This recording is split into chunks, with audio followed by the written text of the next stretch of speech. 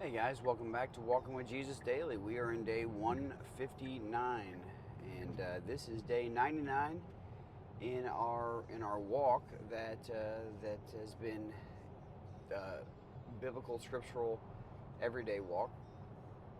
We did have about what would it be? About 60 days in there that we were trying to figure out who we were and you know if we owned our own faith and why we had the faith that we had. And then we allowed ourselves to be spirit led after those initial 20 days for 40 days in the wilderness. And I look back on that, and that wilderness walk was difficult, maybe more difficult than I had originally thought. A lot has changed since then. A lot of things are different since then. A lot of people never made it out of the wilderness that walked into that wilderness. And I know that God has a plan for all of us, and the people that are still in that wilderness who have just not quite made it out. God has a plan in place. What's neat about God's plans are a lot of times that He puts them in place and then waits for us to choose Him. He waits for us to come to Him. We're all prodigals in some way, shape, or form or another, and in some part of life. The thought of the soil and being different kinds of people, different parts of our lives, different things in our lives, is still echoing in my mind. All the similarities of, well, I guess not similarities, but the story of Jesus calming the sea and all the things that came out of that. There's just a lot that's gone on.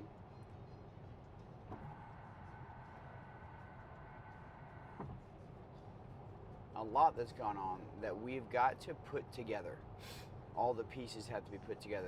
The whole Sermon on the Mount feeds off of itself, one thing to the next. So as we dig into this today, let's remember what had just taken place and why it was significant and why what's coming next is significant. Remember that Jesus crosses the sea from the people after teaching them, and they get caught in a huge storm. He calms the storm. They show up, these two men who are possessed with such a large number of demons. They call themselves Legion. He frees them. The pigs rush into the water. The people come out to see, and they ask Jesus to leave. So that's pretty much what He does. So let's pick this up. Matthew, Mark, Luke mashup. I'll start in Matthew just for the sake of the order it's in. It's not necessarily the best place to start. It's not the most descriptive. But again, if you have not had time to pray or praise, please do that. If you have not had time to serve, please do that. Do whatever it is that puts your heart and mind in a place to accept God's word. Matthew 9, 18 through 22. While He was saying these things to them, behold, a ruler came in and knelt before Him, saying, "My daughter has just died. But come and lay your hand on her, and she will live." And Jesus rose and followed Him with His disciples. And behold, a woman who had suffered from a discharge of blood for 12 years came up behind Him and touched the fringe of His garment. For she said to herself, "If I only touch His garment, I will be made well." Jesus turned and seeing And seeing her, he said, "Take heart, daughter, your faith has made you well." And instantly the woman was made well. In Matthew's account. And you're like, hold on a second. While he was saying these things to them, are we still over in the Decapolis? Well, let's read Mark and Luke's account, which is a little bit more detailed. It's also, these are all written in different orders, so that's important to take note of as well, as far as events.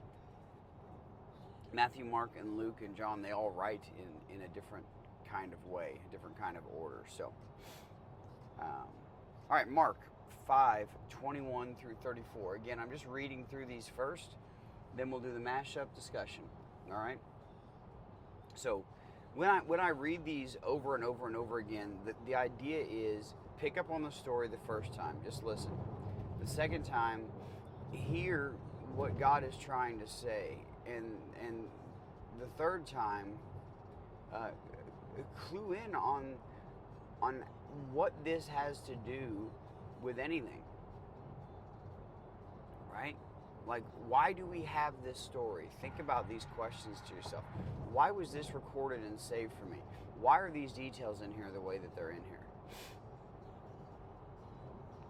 And when Jesus had crossed again in the boat to the other side, a great crowd gathered about him, and he was beside the sea. Then came one of the rulers of the synagogue, Jairus by name. And seeing him, he fell at his feet and implored him earnestly, saying, "My little daughter is at the point of death. Come and lay your hands on her, so that she may be made well and live." And he went with him. And a great crowd followed him and thronged about him. And there was a woman who had a discharge of blood for 12 years, and who had suffered much under many physicians, and had spent all that she had, and was no better, but rather grew worse. She had heard the reports about Jesus, and came up behind him in the crowd, and touched his garment. For she said, "If I touch even the garments, or even his garments, I will be made well." And immediately the flow of blood dried up, and she felt in her body that she was healed of her disease.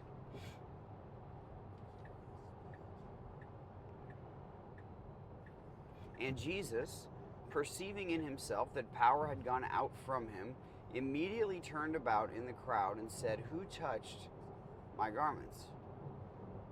And his disciples said to him, "You see the crowd pressing around you, and yet you say, 'Who touched me?'" And he looked around to see who had done it. But the woman, knowing what had happened to her, came in fear and trembling, and fell down before him, and told him the whole truth. And he said to her, "Daughter, your faith has made you well. Go in peace and be healed of your disease." All right, Luke's account, Luke 8:40 through 48. Now, when Jesus returned, the crowd welcomed him, for they were all waiting for him.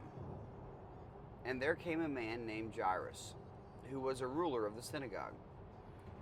And falling at Jesus' feet, he implored him to come to his house, for he had an only daughter, about 12 years of age, and she was dying. As Jesus went, the people pressed around him, and there was a woman who had a discharge of blood for 12 years. And though she had spent all her living on physicians, she could not be healed by anyone. She came up behind him and touched the fringe of his garment, and immediately her discharge of blood ceased. And Jesus said, "Who was it that touched me?" When all denied it, Peter said, "Master, the crowds surround you and are pressing in on you." But Jesus said, "Someone touched me, for I perceive that power has gone out from me." And when the woman saw that she was not hidden, she came trembling, and falling before him, declared in the presence of all the people why she had touched him, and how she had been made immediately healed.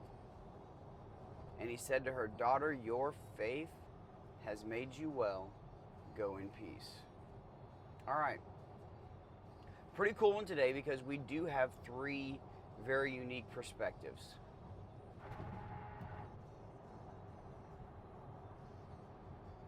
Two of which would seem to be eyewitness accounts, the other be historical eyewitness account. When we put these three together, this should read very well and be pretty awesome and spot on. So, what is it about this story, right? We're reading here Jesus going to a place to heal a man.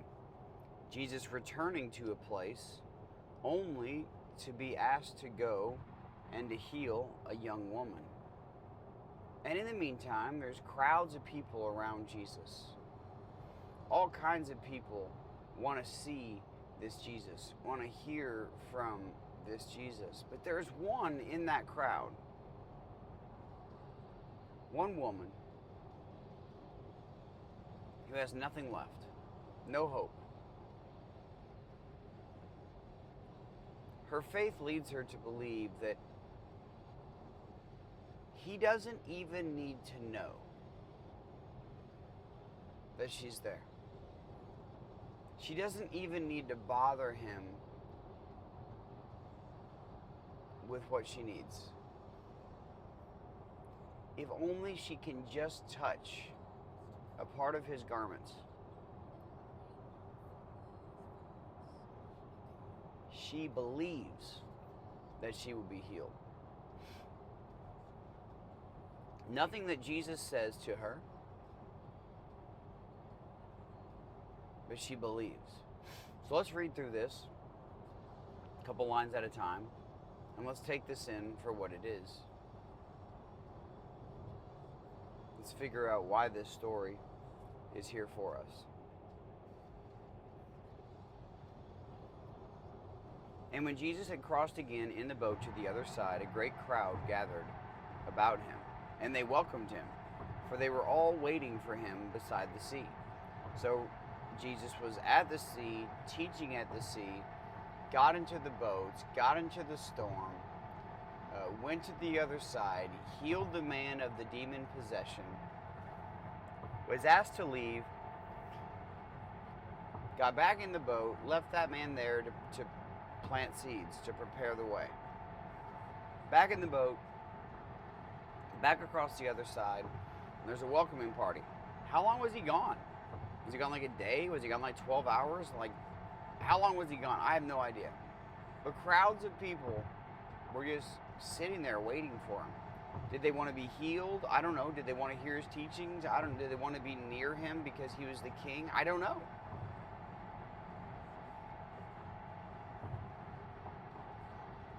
But as he arrives back on shore, there are people waiting for him. One man in particular, a man named Jairus, a ruler of the synagogue. And the synagogue is where they would worship, where they would... So, a ruler of the synagogue was a big deal.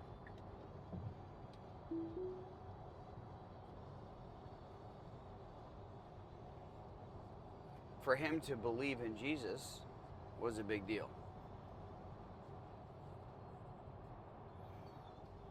Jairus, seeing Jesus, fell at the feet of Jesus. Jairus, ruler of synagogue, surrounded by Pharisees, falls at the feet of Jesus, implores him earnestly to come to his house. Jairus, a man without hope, no hope in physicians, a daughter dying, Jesus on the other side of the sea.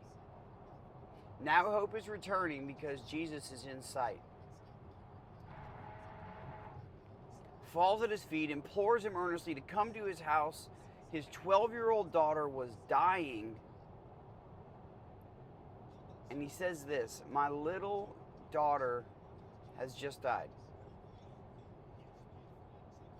But come and lay your hand on her so that she may be made well and she will live."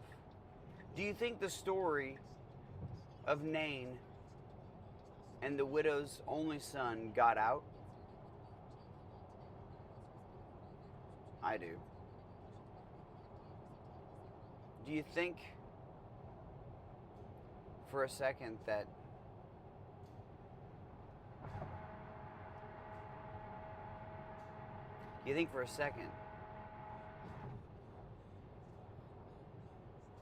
that this man's grief was overcome by faith? It says, "And Jesus rose and followed him with his disciples." It doesn't say anything about what he said. It just says he got up and went with him and the disciples. "And as he went, a great crowd followed him, and people pressed around him." It was hard for him to walk. He's like a movie star or a rock star or whatever you want to call it. And now we get to the point of the story. You're like, well, you start the story thinking that raising a dead woman or a dead young woman to life is going to be the story. The faith of Jairus falling before him is going to be the story. But it says there was a woman who had a discharge of blood for 12 years and who had suffered much under many physicians and was no better, but rather grew worse. Though she had spent all her living on physicians, she could not be healed by anyone. It's very clear in these reports that this woman had no hope. What was happening to her, this discharge of blood, was nonstop. I don't know if you've ever had blood loss or if you've suffered from anemia, but it's miserable.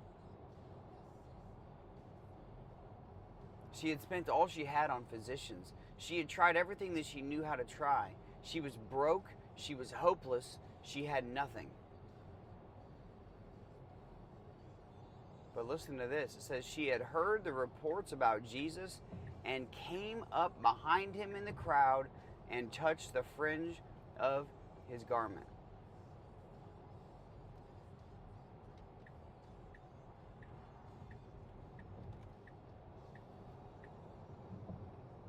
She heard about Jesus. She strategically placed herself in the crowd. She got up behind him and she touched the fringe of his garment. For she said to herself, "If I only touch his garment, I will be made well." Did Jesus say this? He did not. This woman just believed. It was her faith and her belief that said, if I touch this garment, I'll be healed. Listen to what it says. "And immediately the flow of blood dried up, and she felt in her body that she was healed of her disease."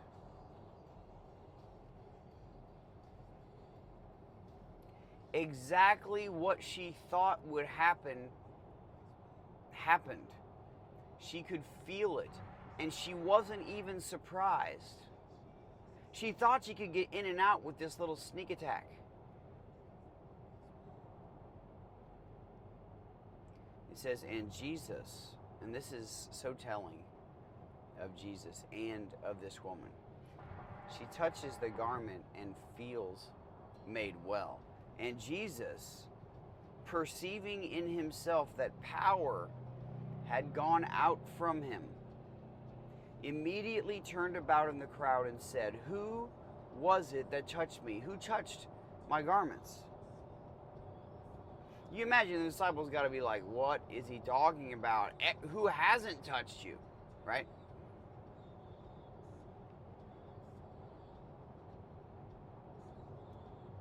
He He perceives that power has gone out of him. He perceives that something has changed. When everyone denied it, Peter said, "Master, the crowds surround you and are pressing in on you, and yet you say, 'Who touched me?'" But Jesus said, "Someone touched me, for I perceive that power has gone out from me." What could Jesus feel? What did this woman feel when this took place? And he looked around to see who had done it. But the woman, knowing what had happened to her, came in fear and trembling and fell down before him and told him the whole truth. This woman intentionally did something. Now she must admit what she had done and tells the whole truth. She could have just run away. She could have went the other direction. She could have taken her blessing and left. She could have called out, made a plan, touched the garments, received the healing, and took off. Besides, she had bled for 12 years. Didn't she deserve some happiness? She falls before the feet of the healer, and she declared in the presence of all the people why she had touched him and how she had been immediately healed. She falls before him. She admits the truth. She tells her life story, her testimony, and then she reveals what just happened. Jesus turned, and seeing her, this is what he said. He didn't scold her or call her out. He said, "Take heart, daughter. Your faith has made you well." Your faith. Go in peace and be healed of your disease. Your faith has made you well. Go in peace and be healed of your disease. How many times do we call out to Jesus? How many times do we witness his incredible healing power? And then hide in a crowd of people like nothing happened. See, Jesus just healed someone who wanted to be with him always. And Jesus sent him to tell people. Now a woman is healed secretly.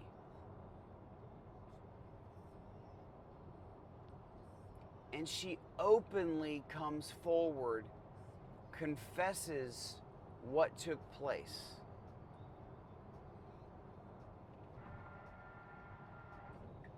How many times do we take the blessings of God, his incredible blessings, and then go out and live in this world?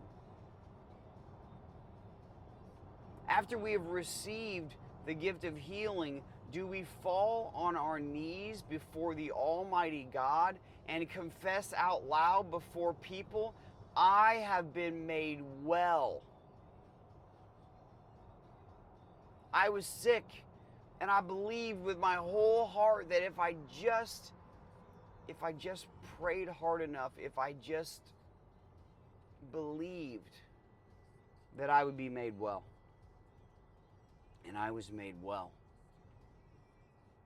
Guys, we're talking about 12 years of bleeding here. Who is holding on to a decade of sin? Who is holding on to a decade or 2 decades or a lifetime of separation from God the Father? who is willingly holding on to what actually separates you from Jesus? Who has been healed from these things and is now trying to get lost in the crowd of the world?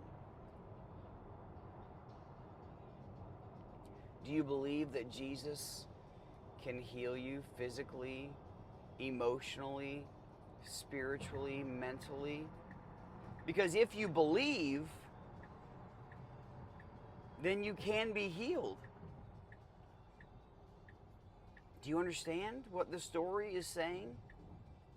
If you believe, you can be healed. If you are healed, you can share this incredible story with the world about what Jesus did for you. Because it gives hope to other people. But there's nothing in it if you take the blessing and then hide away in the crowd and go back to living your life. My friends, there is no life in that. Praise God for what He has done and for what He will do. Ask God to heal you and make you well. He will do it. Does this mean He's going to take away every pain and everything that you've suffered from? Is He going to do a miraculous, amazing thing? I don't know what He's going to do, but I do know this: without true, faithful asking, is He going to do anything? He's God. He can do whatever He wants. I get that.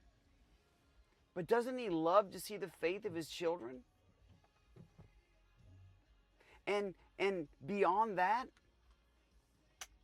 when He frees you from sin, when He stops your hemorrhaging of life, plunging towards death, when He stops that blood flow and He washes His blood over you, isn't that worth falling before His feet on your knees in praise and thankfulness? Isn't that worth sharing in every opportunity you come across? Isn't that bigger than any physical ailment that you've ever had?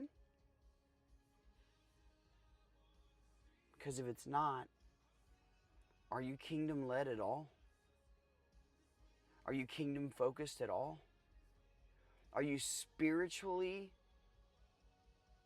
focused at all? The story is amazing. There is power in Jesus. There is healing that you can feel and acknowledge and know. He is good and He loves you and He wants to heal you. He wants you to believe you can be healed. He wants you to come to Him and He wants to make you well. And then if He says, take heart,